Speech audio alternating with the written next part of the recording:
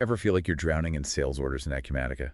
Like just an endless sea of approvals. Oh, I know that feeling. It's so tedious going through them one by one. Right. Well, thankfully, Acumatica's got this really cool feature, custom actions. They can be a real lifesaver when it comes to streamlining these kind of repetitive tasks. Custom actions are amazing. It's like having a magic button to automate all those boring tasks you'd rather not do manually. Exactly. So to help us really dive deep into custom actions, we've got Farhana here today. She is like a wizard with Acumatica, seriously. Right, senior software engineer over at Tiana Solutions, and she's helped businesses solve over 1,000 unique challenges. So she really knows her stuff. Wow, 1,000. That's impressive. Yeah, we're definitely in good hands.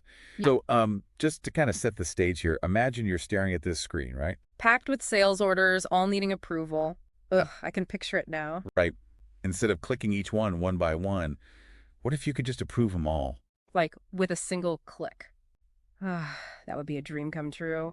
Well, that's the kind of magic that custom actions can bring to Acumatica.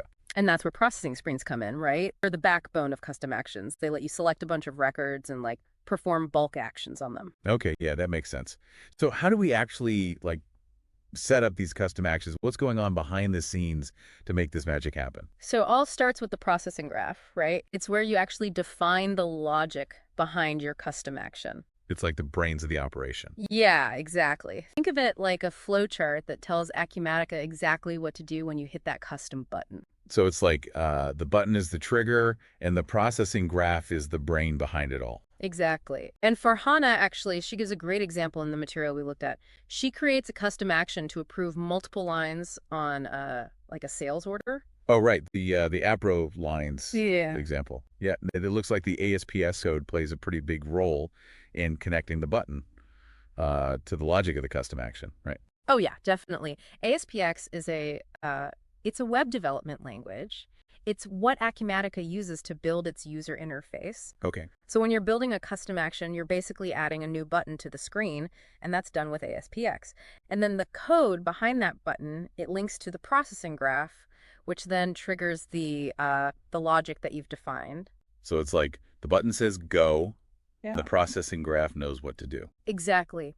And the best part is you can create these custom actions for all sorts of tasks, not just sales order approvals. Oh, really? Yeah. You could automate inventory updates, generate reports, send out notifications, like anything you can think of. Wow, the possibilities are kind of endless. Totally. But before you get too carried away, one thing Farhana really emphasizes is testing. Got to make sure everything's working as expected before you unleash it on your whole system. Gotta double check your work, right? Even with automation. Exactly. A little testing up front can save you a ton of headaches down the road. That's good advice. Yeah. So it seems like these custom actions, they really have the potential to like completely transform the way we work in Acumatica. So, Free up so much time. absolutely. It's all about, empowering users to take control of their workflows, make Acumatica work for them, not the other way around. Yeah, totally. And speaking of empowering users, if our listeners out there are ready to unleash this custom action magic, Tiana Solutions is definitely the place to go. Oh, yeah. They're the experts for sure. The experts at turning those Acumatica dreams into reality. You can reach them at 678-910-2774. So what tedious task could you automate? The possibilities are endless. I can't wait to find out.